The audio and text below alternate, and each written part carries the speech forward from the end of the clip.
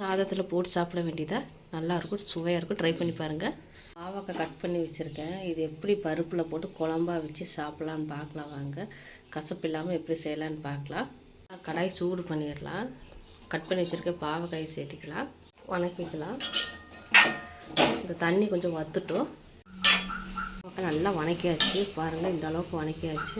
பாவக்காய் இந்த அளவுக்கு தண்ணி சுண்டுற அளவுக்கு நல்லா வத்திருச்சு. இந்த அளவுக்கு நல்லா வணங்கி வந்துருச்சு. நம்ம வேறு பாருங்க, நல்லா தண்ணி சுண்டிருச்சு. பாவக்காயில் இருக்க தண்ணி எல்லாம் வத்திருச்சு. இது நம்ம வேறு பிளேட்டுக்கு மாற்றிக்கலாம். ஸ்பூன் எண்ணெய் ஊற்றிக்கலாம்.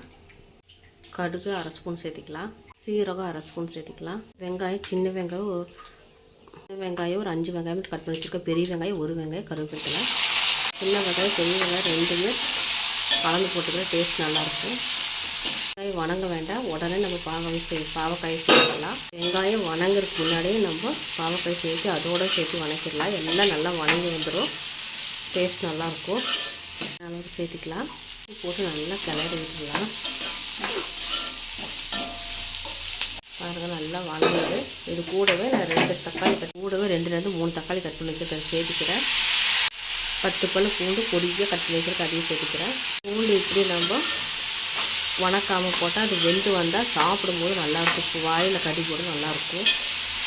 வணக்கிடுவோம், அப்போ டேஸ்ட் நல்லாயிருக்கும். பாவக்காயில் இருக்க ஈரத்தன்மை போயிட்டாலும் கசப்பு கம்மியாகிடும். அதனால தான் இவ்வளோ நேரம் வணக்கிறதா இருக்குது. அரை ஸ்பூன் சேர்த்தியாச்சு. நான் குழம்பு மிளகாத்தூள் சேர்த்திக்கிறேன். 1 ஸ்பூன் ஆட்டம் சேர்த்திக்கிறேன். தூள் மல்லித்தூள் போட்டு கூட செய்யலாம், நல்லாயிருக்கும். அதுவும் டேஸ்ட் அருமையாக இருக்கும். நான் குழம்பு மிளகாத்தூள் தான் சேர்த்திக்கிறேன். அளவுக்கு நல்லா வணங்கட்டும். நல்லா எண்ணெயில் கொஞ்சம் வணக்கிடலாம். கொஞ்சமாக தண்ணி ஊற்றிக்கலாம், கலந்து விட்டுக்கலாம், வேகட்டும். அப்புறமா பருப்பு ஊற்றிக்கலாம். பாருங்க, குக்கரில் விசில் விட்டு எடுத்து வச்சுருக்கேன். இது சேர்த்திக்கலாம், வேகட்டும், அப்புறம் சேர்த்திக்கலாம். பருப்பு சேர்த்திக்கலாம். பருப்பு இந்த அளவுக்கு சேர்த்துனா போதும், அதிகமாக வேண்டாம். குழம்புக்கு தேவையான அளவுக்கு தண்ணி சேர்த்திக்கிறேன். கட்டியாக இருக்கும், நல்லா மசிச்சு விட்டுக்கலாம். கொஞ்சம் காரம் கம்மியாக இருக்கிறது தெரியுது. கொஞ்சமாக தனி மிளகாய்த்தூள் சேர்த்திக்கிறேன். அரை ஸ்பூன் ஆட்டம் சேர்த்திக்கிறேன்.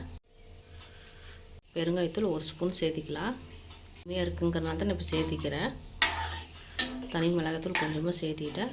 குழம்பு பாருங்கள், நல்லா வெந்து வந்துருச்சு, சுண்டிடுச்சு. இந்த அளவுக்கு சுண்டுனா நல்லா டேஸ்ட்டாக இருக்கும். சுண்டி வரணும், அப்போ குழம்பு நல்லா டேஸ்ட்டாக இருக்கும். சுண்டிடுச்சு. பருப்பில் ஊற்றி சாதத்தில் ஊற்றி சாப்பிட்லாம், நல்லாயிருக்கும்.